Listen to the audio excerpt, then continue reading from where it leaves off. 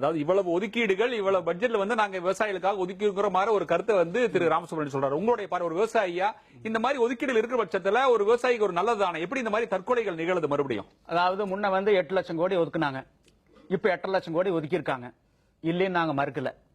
ஆனா அந்த விவசாய கடன் வாங்குறதுல இருக்கக்கூடிய சிரமங்களை நீங்க பார்க்கணும். ஒரு பென்ஸ் கார் வாங்கினா உடனே வந்து 7% வட்டிக்கு வந்து கொடுக்கறாங்க காரு.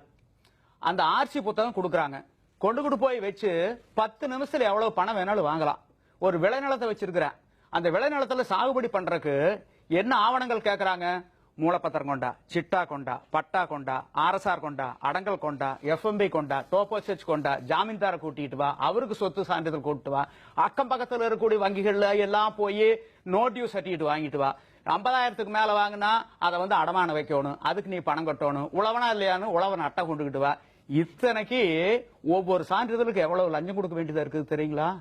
ஆனா இந்த காரை வந்து வெடியறக்குள்ள அக்குவேர் ஆணிவேரா கழட்டி டிஸ்போஸ் பண்ணிடலாம். இந்த விளைநிலத்துக்கு சக்கரமா இருக்குது தள்ளிக்கிட்டு போறக்கு. இதை எளிமையாக்க வேண்டாமா?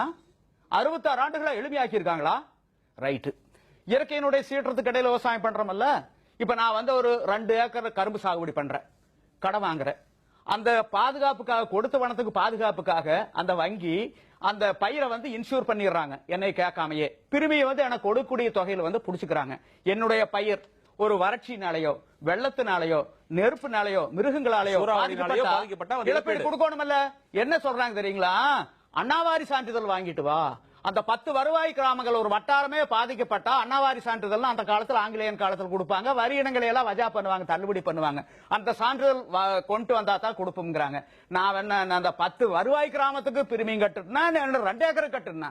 இப்ப நான் இருக்கிற எங்க ஊர் அரச்சலூர், நான் வந்து ஆயில் இன்சூரன்ஸ் காப்பீடு பிரிமியம் செலுத்துறேன், நான் இறந்துடுறேன். என்னுடைய வாரிசுகள்லாம் வந்து இழப்பீடு கேட்டா உங்க அப்பா இறந்தா மட்டும் கொடுக்க மாட்டோம், அரச்சலூர் சுத்தி இருக்கக்கூடிய 6 வருவாய் கிராமங்கள்ல அத்தனை பேரும் முடிஞ்சாதான் நான் கொடுப்போம்னா என்ன சுனாமி மாதிரி வந்து சுருட்டிக்கிட்டு போன முன்னாடி யாரு வாங்கறதுக்கு இருக்கு போறா?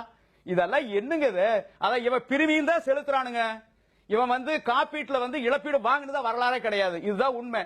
ஆக முழுமையுமா இவன் வந்து ஏமாத்தப்பட்டிருக்கிறான். இவனுடைய அறியாமையை வந்து தொடர்ந்து அறுவடை பண்ணிக்கிட்டே இருக்காங்க 66 ஆண்டுகளா. இன்னைக்கு நேத்தல்ல, இதுதான் உண்மை, யதார்த்தம். 66 ஆண்டுகளா தொடர்ந்து ஒரு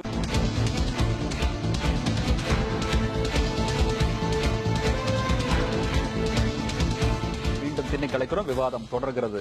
ஒரு விவசாயியின் தற்கொலையும் இந்திய அரசியலும் என்ற தலைப்பில் விரிவாக விவாதித்துக் கொண்டிருக்கிறோம். திரு நல்லசாமி, 35 ஆண்டுகளுக்கு முன்பு அமெரிக்காவில் அதிகமா விளைஞ்சது, விற்க முடியல. விவசாயிகள் இதே மாதிரி தற்கொலைக்கு தள்ளப்பட்டாங்க. அரசாங்க கொள்முதல் பண்ணாங்க, சமுத்திரத்தோட கொட்டி பார்த்தாங்க, தீர்வு ஏற்படல. எத்தனால் தயாரிச்சாங்க, வாகன எரிபொருளா பயன்படுத்தினாங்க, அதுல பிரச்சனை தீர்ந்தது. அதே காலகட்டத்தில் பிரேசில்ல அந்த நாட்டுக்கே நெருக்கடி வந்தது, வாகன எரிபொருளை எத்தனால பயன்படுத்தினாங்க. இன்னைக்கு ஒலிம்பிக் போட்டி நடத்துற அளவுக்கு அவங்க முன்னேறி இருக்காங்க. இப்ப ஐயா சொன்னாங்க உருளைக்கிழங்கு அதிகமா விளைஞ்சிருக்குன்னு. ஏன் எத்தனால மாத்தக்கூடாது? ஏன் மாத்தக்கூடாது? ஏன் எரிபொருளுக்கு நீங்க கையேந்திக்கிட்டு இருக்கீங்க அயல் நாடுகள்ல? கமிஷனுங்க, அத்தனை கமிஷன். நீங்க வந்து இன்னைக்கு ஆள்றது வந்து எம்பிக்கள் அல்ல, மோடி அல்ல, இதுக்கு முன்னாடி இருந்த மன்மோகன் சிங் அல்ல, அந்த சில கார்பரேட் நிறுவனங்கள் இருக்கு, அவங்க தான் அந்த பொம்மலாட்டத்துல பொம்மை உவைக்கிற மாதிரி உவைச்சுக்கிட்டு இருக்காங்க. இவங்க எல்லாம் ஆடிக்கிட்டு இருக்காங்க. இதுதான் நாட்டினுடைய நடைமுறை. ஏன் எத்தனை நாளுக்கு மாற மறுக்கிறீங்க? என்ன காரணம்? 2வது, விவசாயி எப்படி சுரண்டப்படுறான்னு சொல்றாங்க. கரும்பு கட்டுப்பாட்டு ஆணைன்னு 1966, அந்த கரும்புல இருந்து எடுக்கக்கூடிய சர்க்கரைக்கு தான் நீங்க பணம் கொடுக்கறீங்க. ஆனா மொலாசஸுக்கு பணம் கொடுக்கறது இல்ல, சக்கைக்கு பணம் கொடுக்கறது இல்ல, அதுல இருந்து எடுக்கக்கூடிய மின்சாரத்துக்கோ காகிதத்துக்கோ இல்ல. ஆக இன்னைக்கு விவசாயிகளுக்கு எவ்வளவு இலவச மின்சாரம் கொடுக்கறாங்க? இன்னைக்கு இந்த பட்ஜெட்ல வந்து தமிழ்நாடு அரசுடைய பட்ஜெட்ல இன்னைக்கு வந்து 2851 கோடி இலவச மின்சாரத்தை கொடுக்கறாங்க. நீங்க மது மூலமா எவ்வளவு வருது? 30,000 கோடி வருது. அதுக்கு மூலப்பொருள் என்ன? மொலாசஸ். அத விவசாயி வந்து உனக்கு இலவசமா கொடுக்கறான்ல, அந்த 30,000 கோடி இலவசமா கொடுக்கறான்னு எவனாச்சும் ஒருத்தன் பேசுறான் அந்த நாட்டுல? ஒவ்வொருத்தரும் பேசுறானுங்க. விவசாயிகளுக்கு இலவச மின்சாரம் கொடுக்கறதுனாலதான் நான் ஒரு யூனிட்டுக்கு 2 ரூபாய் வச்சு கட்டுறேன், 3 ரூபாய் வச்சு கட்டுறேன், எல்லா வர்க்கம் பேசுது. ஆனா டாஸ்மாக் மது மூலமா 30,000 கோடி வருமானம் வருதல்ல, அதுக்குண்டான மூலப்பொருளை இந்த விவசாயி பாவி இலவசமா கொடுக்கறானல்ல, அதை பத்தி எவனாச்சும் ஒருத்தன் பேசுறானா? என்ன நாடு இது? விவசாயிகளுடைய அறியாமை அறுவடை பண்ணிட்டு இருக்காங்க.